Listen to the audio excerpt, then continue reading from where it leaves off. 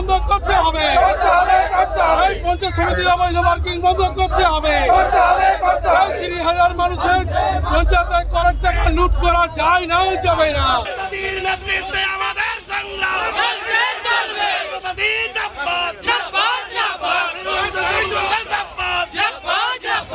বিক্ষোভ স্লোগান থেকে একে অপরকে দোষারোপ।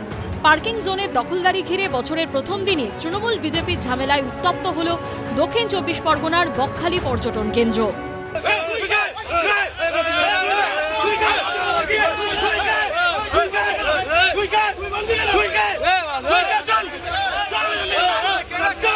পুলিশের সামনে আঙুল উঁচিয়ে শাসানি থেকে বিজেপির পঞ্চায়েত প্রধানের সঙ্গে তৃণমূল পরিচালিত পঞ্চায়েত সমিতির সভাপতির বচসা বাদ গেল না কিছুই।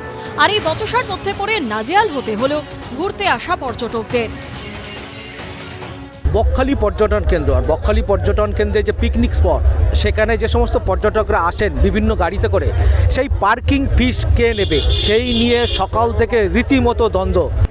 মঙ্গলবার পর্যন্ত বকখালির এই পিকনিক স্পটের পার্কিং ফি নেওয়ার দায়িত্বে ছিল বিজেপি পরিচালিত ফ্রেজারগঞ্জ গ্রাম পঞ্চায়েত। বিজেপির অভিযোগ, বুধবার বছরের প্রথম দিন হঠাৎ গায়ের জোরে পার্কিং ফি নেওয়া শুরু করে তৃণমূল পরিচালিত নামখানা পঞ্চায়েত সমিতি।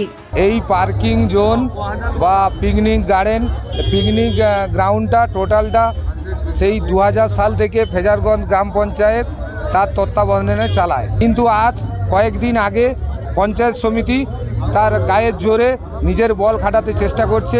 ওনারা উইদাউট পঞ্চায়েতকে ইন্টিমেশন না দিয়ে, পঞ্চায়েতকে কোনো নোটিশ না করে সেই পার্কিং গ্রাউন্ড ওনারা নিলাম করেছেন বেআইনিভাবে। এটা ছিল পঞ্চায়েত সমিতির ল্যান্ড। কোনো ভ্যাকেন্ট যদি ল্যান্ড থাকে, সেটা অন বিহাফ লোকাল যে অ্যাডমিনিস্ট্রেশন আছে পঞ্চায়েত সমিতি, সেটা ল্যান্ড থাকে।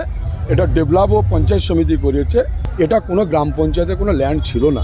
এক্ষেত্রে আমরা যে লিস্টটা যেটা হয়েছে, সেটা কিন্তু পঞ্চায়েত সমিতির মিটিং করে তারপরে এক্সিকিউটিভ সাহেব একদম প্রপার প্রসেসে সেটা কিন্তু লিজিং করা হয়েছে। পর্যটকদের অভিযোগ, এদিন অনৈতিকভাবে বাড়তি ফি নেওয়া হয় পার্কিং এর থেকে। 100 টাকা আমাদের কাছ থেকে নিয়ে নিল, এত টাকা কেনই বা বাড়াচ্ছে এরা? আমাদের কাছে গলা কেটে টাকা নিয়ে নিচ্ছে, এটা ভুল হলো। এটা পর্যটকদের অভিযোগকে হাতিয়ার করে রাজ্যের শাসক দলকে বিঁধেছে বিজেপি। পার্কিংয়ে ফ্রেজারগঞ্জ গ্রাম পঞ্চায়েতের উন্নয়নের টাকা আজকে তৃণমূলীরা লুট করলো। ফিজের কথা বলবেন, আমরা সামান্য টাকা নিতাম, মানে একটা বাইক গেলে 10 টাকা নিতাম, তারা নিচ্ছে 20 টাকা। একটা যদি গাড়ি আসে সেখানে 40 টাকা, এরা নিচ্ছে 100 টাকা।